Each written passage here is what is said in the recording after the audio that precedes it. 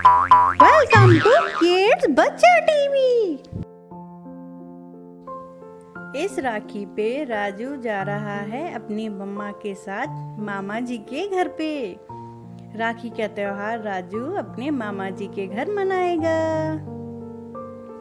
तो ट्रेन से बैठ के राजू और उसकी मम्मा उसके मामा जी के घर जाते हैं। मम्मा पापा आते तो ट्रेन में कितना मजा आता। हाँ बेटा, लेकिन क्या करें, पापा को जरूरी काम जो था इसलिए नहीं आए। कोई बात नहीं। राजू और राजू की मम्मा मामा जी के घर पहुंच जाते हैं।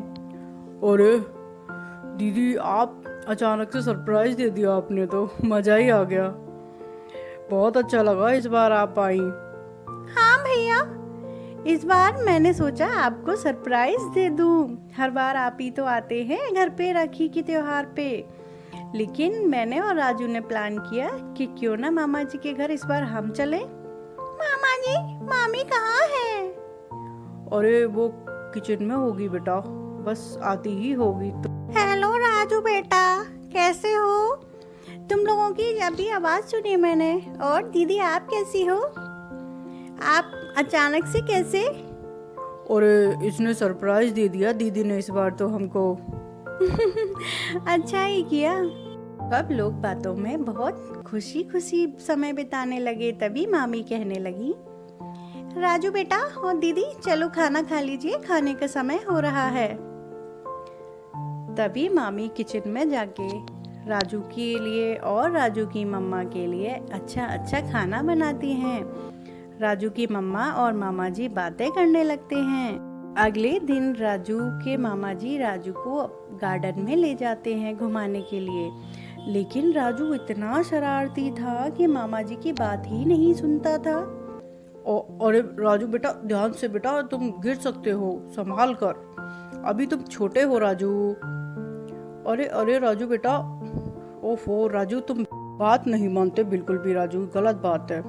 राजू इतना शैतान था कि ना ही अपने मम्मी की बात मानता था, ना ही अपने पापा की, और जिसका डर था मामा जी को वही हुआ। राजू पेड़ पे चढ़ गया और वहां से गिर गया। अरे अरे राजू बेटा, तुम ठीक हो ना? शुक्र है तुम्हें ज्यादा चोट नहीं आई। घर पे मम्मी और मामी जी बातें कर रहे थे। दीदी इस बार जीजा जी को नहीं लाई, वो आते तो बहुत अच्छा रहता, बहुत सालों से नहीं आए हैं वो घर पे। तभी राजू की माँ कहती है, अरे भाभी, उनको थोड़ा काम था जंगलों में। आजकल दाना बहुत खत्म होता जा रहा है, बरसात भी चल रही है, तो इसलिए उन्हें दाना एकत्रित करना था। तभी राजू के मामा जी राजू के साथ घर आ जाते हैं और राजू की माँ से कहते हैं, ये देखो तुम्हारा राजू कोई बात नहीं मानता, ये पेड़ से गिर गया। बेचारी उसकी माँ बड़ी दुखी होती है। अगले दिन मामा जी राजू को घुमाने के लिए लेके जाते हैं जंगल, पर राजू वहाँ पे भी बड़ी शैतानी करता है। कभी पेड़ पे चढ़ जाता तो मामा जी उसे पकड़ने के लिए चढ़ जाते, कभी कोई शैतानी करता। अरे राजू बेटा, तुम बड़े शैतान हो, पेड़ से गिर सकते हो। उसकी माँ बड़ा गुस्सा करती थी। भैया क्या करूँ, राजू मेरी बात ही नहीं सुनता। चलो अब बहुत हुआ, घर चलो, बहुत रात हो चुकी है। मामा जी को बड़ा गुस्सा आ रहा था। तभी मामा जी और मामी ने एक तरकीब निकाली राजू को सबक सिखाने की। मामा जी ने कहा, आज के बाद 2 दिनों तक हम राजू से कोई बात नहीं करेंगे, तीनों लोग। राजू को लगेगा कि मैं बहुत शैतान बच्चा हूँ, कोई मुझसे बात नहीं करता। राजू तभी ठीक होगा, तभी अपनी शरारतों से बाज आएगा। तभी राजू आ जाता है और राजू कहता है, मामा जी आज तो बड़ा मजा आया जंगल में, है ना? लेकिन राजू से ना मामा जी बात कर रहे थे उसके, ना ही मामी और ना ही राजू की मम्मा बात कर रही थी, क्योंकि राजू इतना शैतान जो बच्चा था। राजू कभी मामी से बात करता, कभी अपनी मम्मा से बात करता। पर सब लोग सोने के लिए चले जाते हैं और राजू सोचता है, अरे ये सब लोग कहाँ चले गए? ये मुझे छोड़ के चले गए। कोई बात नहीं, मैं सुबह बात करता हूँ इन लोगों से, अभी तो मैं मजे से टीवी देखूंगा।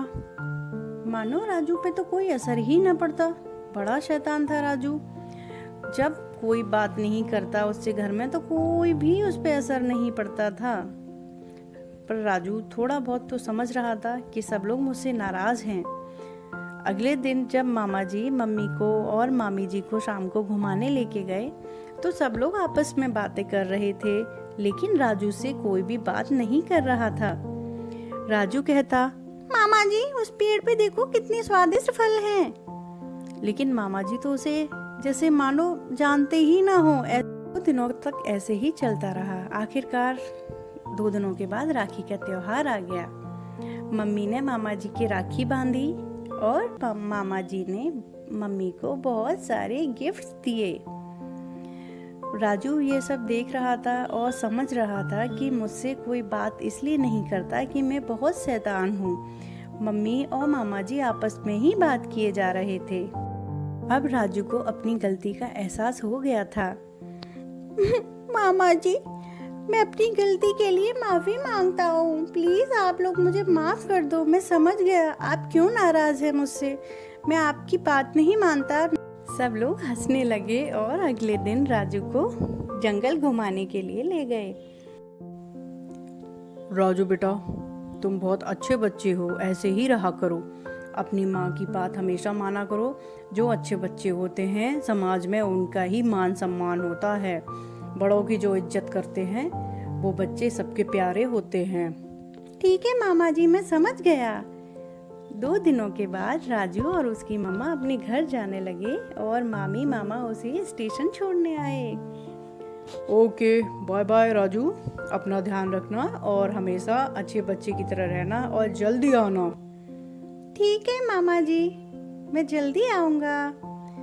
तो बच्चों, कैसी लगी आपको ये कहानी? नई नई कहानी देखने के लिए मेरे चैनल को सब्सक्राइब करना। अगर आपको मेरी वीडियो अच्छी लग रही है तो वीडियो को लाइक करना। Bye bye.